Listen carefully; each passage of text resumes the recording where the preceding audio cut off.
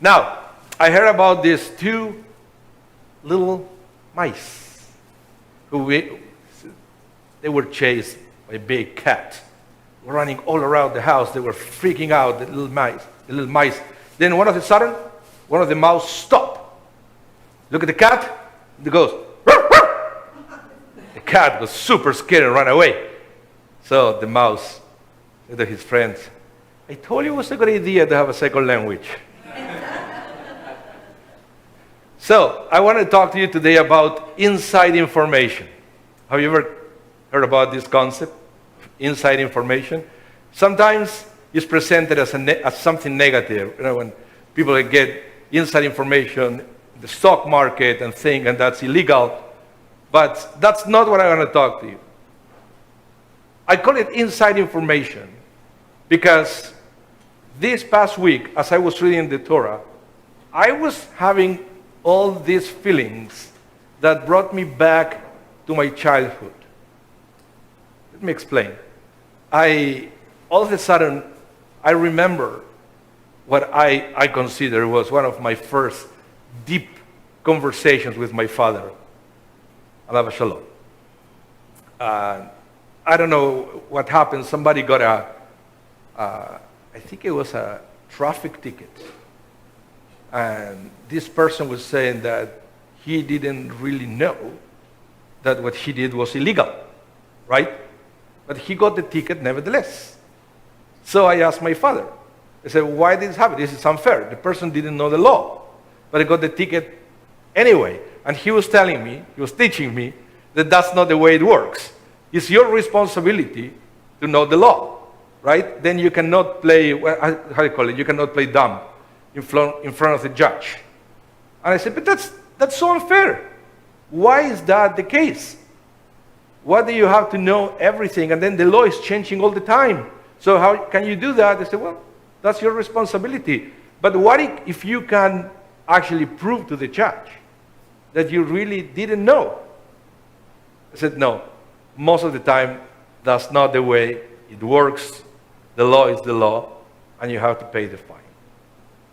But then I realized that, I guess society has to function that way. Can you imagine if you need a procedure for everything that happened, every law violation, that to try to find out if you really knew about the law, if you didn't know about the law? It's impossible to read minds. It's impossible for a judge or anybody else to know what is inside yourself. So I guess for the sake of having a functional society, then the law is, if you didn't know it, sorry, it's your fault. You have to pay the fine. But Judaism doesn't work that way. I don't know if you realize every year when we come to the high holidays. And then one of the things that Jewish law says, that if you were not aware of certain restrictions in halacha, in Jewish law, there you are not liable for that. Only for the things that you know. I said, how is that possible? How is that fair? Well, because God does know what is inside you. So if you really didn't know, God knows that. Because God knows exactly everything that is in the outside of ourselves and the inside of ourselves. That's the way God is. And I realized that, I said, okay, this is interesting because I can understand in the legal system, but what about in the everyday life? When we're supposed to be like God, we are created image of God. What does it mean in that situation? And I realized perhaps one of the things that we should try, because I understand it's difficult, sometimes impossible, but we should try to be more mindful when we get angry or when we judge somebody else, that perhaps there are things going in the inside, and we should always give them the benefit of the doubt. And when I read this parsha, sometimes when I read the parsha, I have like an intellectual process. I let this parsha play with my feelings a little bit and try to find what is the common denominator of all the stories that we are reading here. What makes me feel?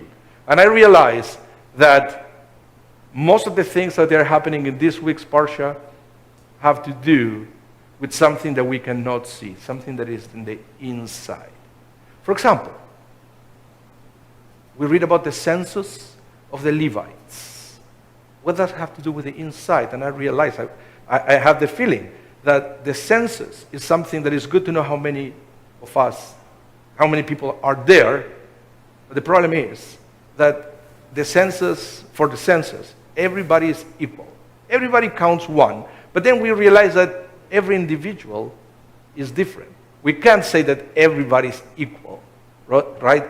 So the census, yes, one sense is good because we can have the general number, but in the other sense, this kind of feeling of equalization of everybody is problematic in saying that everybody is equal, because we are not equal. Everybody is different.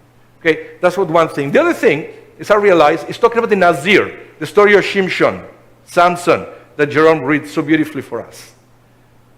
What happened with the Nazir, and it's something very interesting in the Torah, it says that all of a sudden, it's going to be people, in the people of Israel, that they are going to become a Nazir. I think in the English is Nazarite, if you ever heard the word, Nazarite. And the Nazarite, all of a sudden, will stop drinking wine, will stop cutting their hair, and will avoid being in contact with a corpse. Why? I don't know why. The Torah doesn't say why. But we understand, and I guess that's my feeling when I read it, that everybody had their own reasons to do that. And it's not up to us to judge why somebody wanted to become a Nazir. I say, why do you want to do that? Not drinking wine? Not cutting your hair? That will be uncomfortable. It's not up to us to judge. Those people have the reason to do that. Something was going in the inside, and the problem is that we don't have that inside information. And the other thing, towards the end of the Parsha, that we didn't read it this year because it's, we read the Torah in triennial cycles, that is talking about all the offerings that all the chiefs of the tribes brought to the tabernacle. And you know the funny thing with that, that every one of them, from each one of the tribes, brought exactly the same thing. Exactly, to the dot. Exactly the same offering. And yet, the Torah repeats paragraph after paragraph after paragraph after paragraph the same exact thing. So why don't you say, first all the names, and then this is what they brought? Because it was the same. And again, my feeling is that the reason is because even though each one of them brought the same thing, what was inside each one of those chiefs, each one of those leaders, what was in the inside was different. Every person brought that offering with different feelings, different backgrounds, different ideas, and that have to be honored by repeating all those paragraphs. And then I was realizing, if we know that, because we go through things, we have inside information that other people don't know, why are we so fast to judge other people when we don't know what they are going through? We all know that we are not a final product. We are not today where we want to be. We are in a journey. So how important it is for us to learn not to judge other people, because we are going through struggles as well. And then I realized that there's also another brilliant part of this parsha, which is Birkat Kohanim.